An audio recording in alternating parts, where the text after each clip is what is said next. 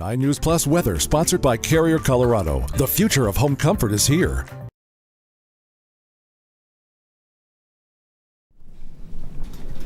Hey, thanks for joining us on this beautiful Tuesday afternoon here along the Front Range. I'm meteorologist Chris Bianchi with a detailed look at your Colorado weather forecast. And spoiler alert, all this wonderful weather we're having right now, it's going to go bye-bye starting tonight, but really more in earnest for our afternoon tomorrow. We'll get some rain into the picture, maybe some snow, and much cooler temperatures for the rest of the week. But in the meantime, it is wonderful outside. Temperatures well into the 70s across most of eastern Colorado. We do have a fair bit of cloud cover overhead, but that's still not stopping those temperatures from spiking again well into the 70s. It's about 10 to 15 degrees above our seasonal average. We're normally on average in the low 60s this time of year, but we do have those much warmer temperatures for today.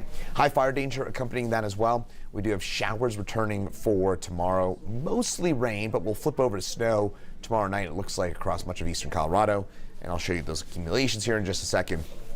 And it's chilly for the rest of the week after our next front. Now, at the high fire danger for today, we do have a red flag warning up through basically all of eastern Colorado, as well as down through the San Luis Valley. Could get gusts as strong as 45, maybe even 50 miles an hour for us here across the southeast plains. In fact, those gusts will be strongest for us from the Palmer Divide on south and east. And that's where we're probably looking at slightly higher fire danger. I would say southeastern Colorado, even though every day across eastern Colorado under a red flag warning, it's really the southeastern part of the state that will have that elevated fire weather concern. It's also been a bit drier in that part of the state. So again, to me, I'm a little more concerned about that part of the state. Meantime, tomorrow afternoon, still pretty gusty, but especially for southern Colorado. Meantime, northeast Colorado fire danger will be considerably lower for tomorrow because of cooler temperatures as well as lighter winds. For today, mid-70s for us. We're already well on our way there.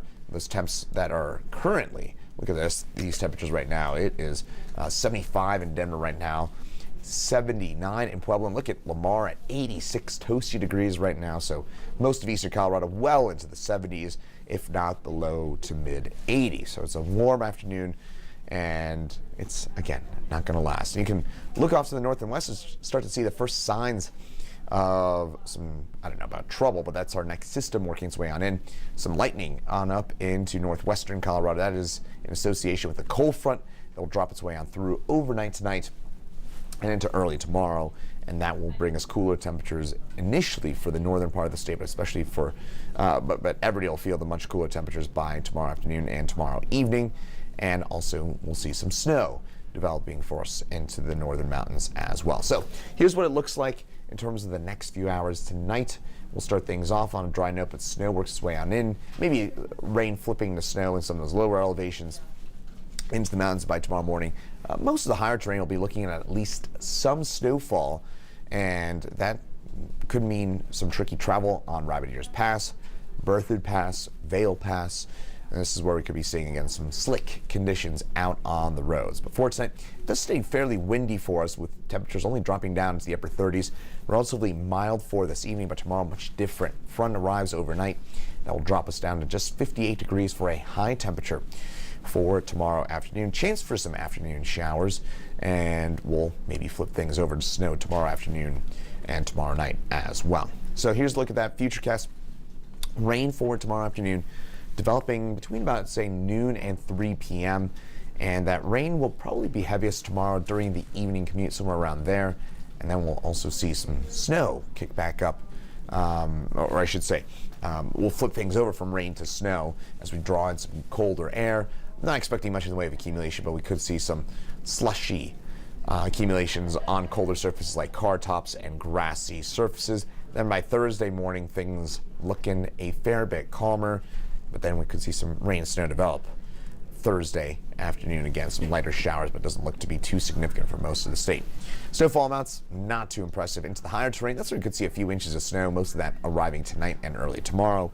And for the Denver area, again, close look in, and this is what it kind of does look like. In fact, I'll slow this down a little bit for you. Didn't quite mean for that to be quite as quick here, but here's what it looks like tomorrow afternoon, with some of those rain showers flipping over to snow, especially for the Palmer Divide. And we could see a slushy inch or two of accumulation in some of those areas. Then by Thursday, we have the chance for an afternoon rain or snow shower. Same for us on Friday, but for the most part, the rain and snow will be confined to tomorrow afternoon and tomorrow night. Snowfall amounts, not too impressive. We'll somehow figure things out with a maybe slushy 1/10 of an inch to an inch of snow for us along the Front Range tomorrow afternoon and tomorrow evening. And then once we get past that, 7-day forecast, it is just chilly for the next few days, with highs only in the 40s and 50s until the start of the weekend. Then by Sunday and Monday, we'll start to warm things back up with the potential for some more rain showers early next week, but certainly needing the rain, and we're going to get at least a little bit, it looks like, tomorrow afternoon and tomorrow night, with the potential for a little bit of slushy snow tomorrow afternoon and tomorrow night as well.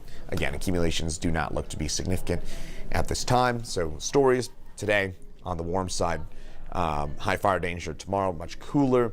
Afternoon showers flipping over to snow, especially on the Palmer Divide and the foothills above 7,000 feet in elevation. That's where you could see 2 or 3 inches worth of accumulation. In town, below 6,000 feet, we're not even, I don't think, talking about an inch of snow. Maybe in a few spots could see a slushy inch. It's going to be on colder surfaces, low impact snow, and then it's just chilly for the rest of the week. And then we'll warm things up for the end of the upcoming weekend and to early next week. Chief Meteorologist Kathy Sabin will have an update for you coming up at 9 News at 4 and 5 p.m. And then also Meteorologist Danielle Grant will be in at 6, 9, 10 tonight on the 9 News family of networks. Once again, I'm Meteorologist Chris Bianchi. Thanks for joining us here on 9 News Plus, and have a great rest of your Tuesday.